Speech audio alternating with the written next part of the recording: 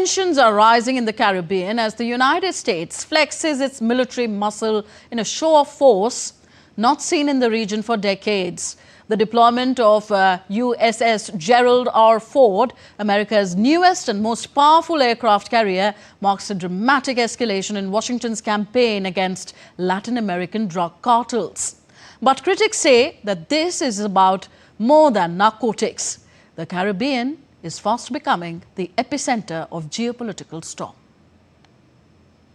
The increasing American military buildup off the Caribbean is a clear sign of Trump administration's changing foreign policy approach to the continent. The latest deployment of USS Gerald Ford aircraft carrier group in the Caribbean is a show of force far beyond any past counter-narcotics effort and Washington's most assertive move in the region yet.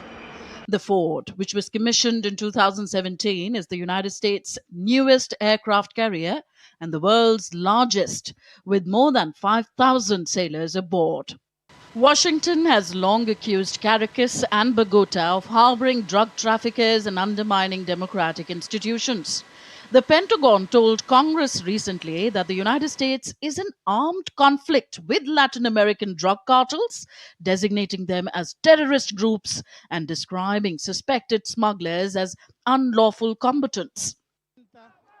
But President Maduro defended Venezuela as a drug-free country, adding that Venezuela will put an end to the cocaine trafficking that comes from neighboring Colombia.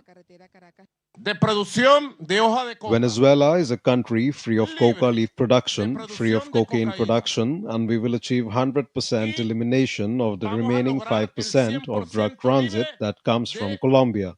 We will achieve it.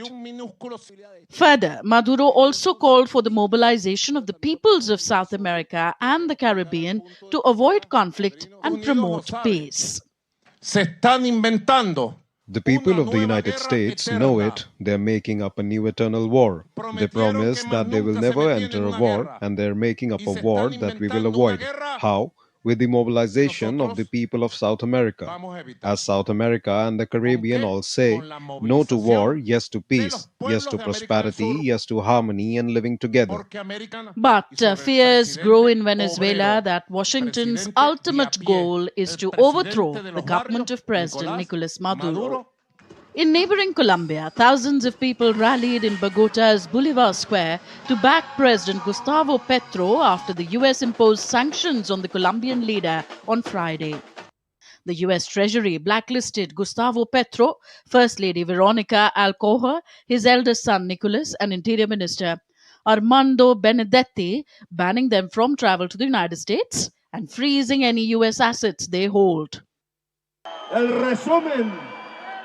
I've never done business. I don't have $1 in the United States. There's no account to freeze. I have no desire and I never will to do business in the United States. That is why this gathering has an objective, which is not only to talk about Trump. We will not speak about him anymore in this government.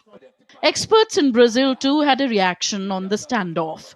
Brasilia feared that any U.S. intervention in Venezuela would rile people across South America and trigger upheaval, a foreign policy aide told news agency AFP. Amid all this, U.S. naval forces stationed in the Caribbean off the coast of Venezuela are destroying boats that Washington says are smuggling drugs towards the United States. At least 43 people have been killed in a total of 10 attacks so far. U.S. officials, however, have offered few details on the identities of those killed in the strikes or what drug trafficking organizations they allegedly belong to. Tanvi Taneja for DD India.